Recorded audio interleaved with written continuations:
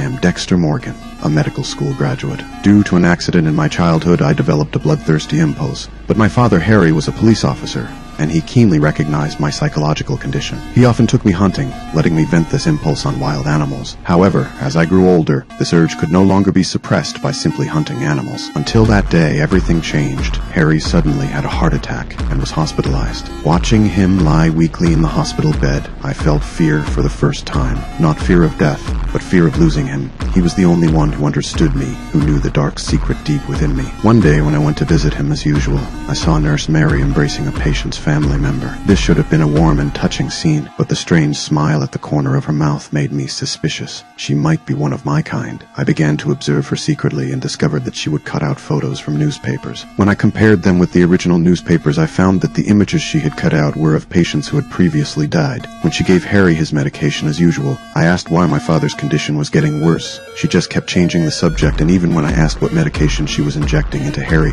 she simply said I wouldn't understand, despite my having told her I was a medical student. She continued to evade my questions. I secretly snuck into her office and found a folder in the drawer filled with news clippings about patient deaths, including photos of patients who had died just 2 days ago. I realized there was something wrong with the medication Mary was giving my father every day. I stole some of the medicine and took it to the school laboratory for testing. My teacher immediately recognized that the medication was potassium nitrate. When I asked the teacher what would happen if the solution was injected intravenously into someone, This solution?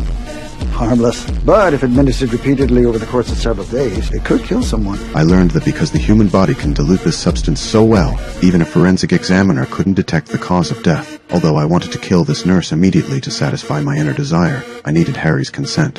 I had to make Harry himself suggest killing her. When I rushed back to the ward, the nurse was about to give Dad an injection, and I stopped her. When I stopped her, the expression on her face convinced me. She also had a dark side. More importantly, Harry saw it too. I told Harry everything the nurse had done. This time, Harry didn't stop me. He told me to prevent the nurse from continuing to harm other patients. I broke into the nurse's home, prepared the room, and waited for her to return. As soon as she came home from work, I pounced from the corner and subdued her. I tied her to an operating table, flipping through her photo album, counting her crimes one by one. To my surprise, she remained unrepentant, insisting that everything she had done was right. I understood then that there was no point in talking to someone like this. I placed my hand on her heart, feeling her fear. I liked this feeling.